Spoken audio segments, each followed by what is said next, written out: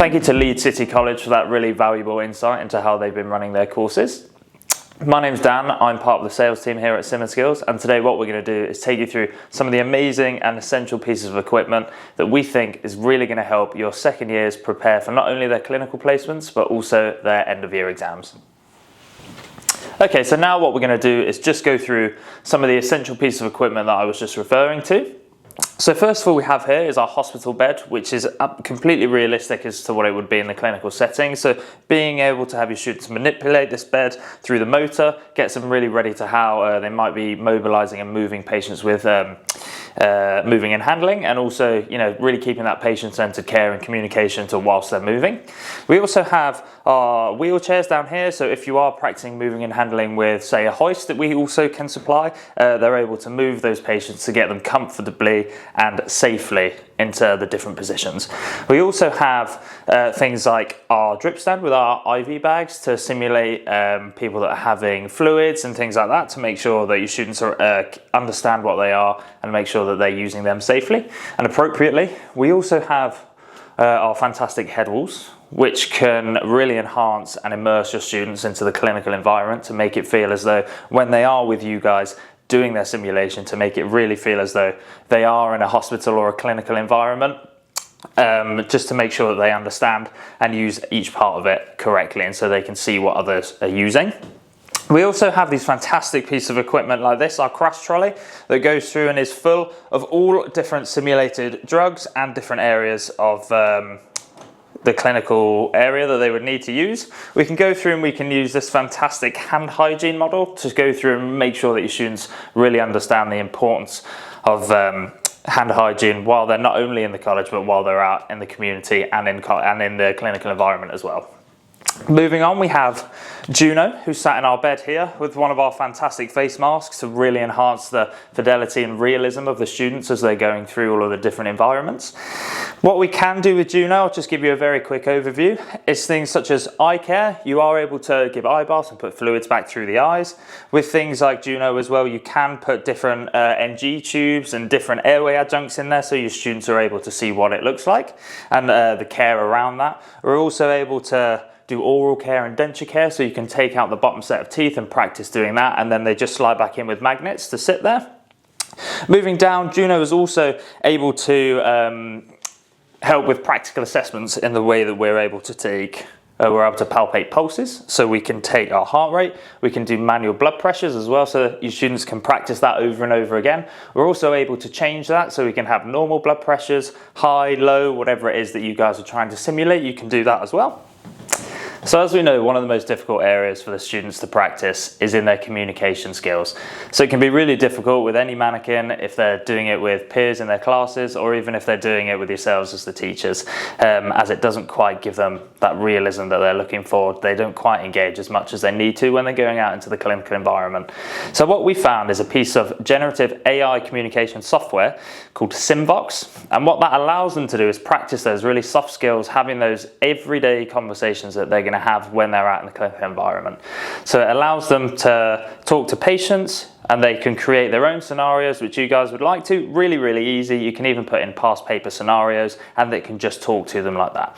So what I'll do now is I'll just have a quick demonstration and show you what it's about. Good morning, how are you today? Good morning. I'm in a lot of pain, so not great. Okay, can you tell me your full name and date of birth? Kian Feeney, 11th April 1980. Do you have any allergies I need to know about? I'm allergic to pineapple. Okay, can you describe the pain you're having? It's a sharp pain in my lower back that's been getting worse. On a scale of 1 to 10, how bad is the pain? It's a 10. It's the worst pain I've ever had.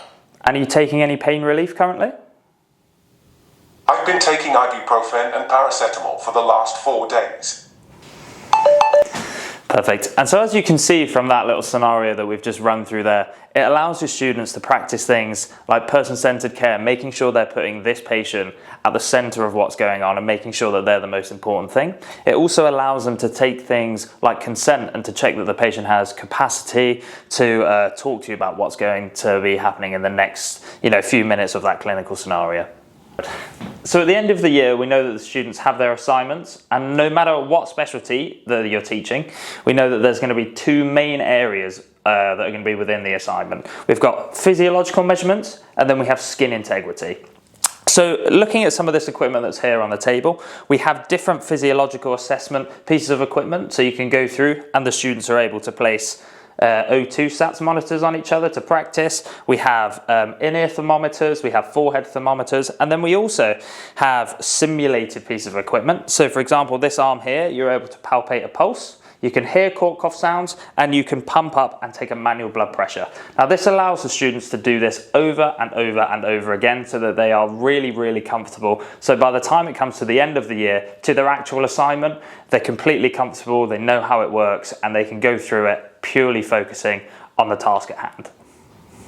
So having this equipment also allows the students to go through that frontline calibration, so they're able to take it apart, make sure that everything is working properly, calibrate it and use it. So moving on to our skin integrity part of the equipment that we have on this table over here, we know that the students need to be able to assist in the assessment of care and treatment of skin integrity. So we have different pieces of equipment over here called sticky wounds, which can be applied to peers, people or mannequins. So we have different abnormalities and different skin conditions like psoriasis, things like eczema, burns and abrasions, and also pressure sores, and we have different stages so they're able to identify the start and maybe later stages as well. We also have conditions such as pitting edema, and you can see on these models that we have here, they're really nicely because individually the students are able to see and simulate the different stages of things like a pressure sore. So we have just starting, getting slightly worse, and as the patient starts to deteriorate, they can go through and simulate what they would do in that scenario. So one of the last things that you need to consider when thinking about the end of year 2 assignments is audio-visual equipment. We know it can be really difficult to record with tablets, phones, webcams.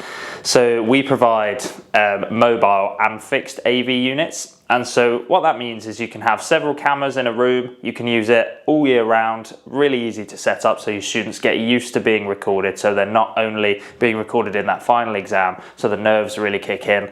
It also helps with them when they're going through the reflective modules throughout the year as well, so they're able to debrief and look at exactly what's happened in every single scenario that they do throughout the year, so that they can really reflect, improve, focus on that person-centered care, and really improve on the dignity and all those soft skills as well.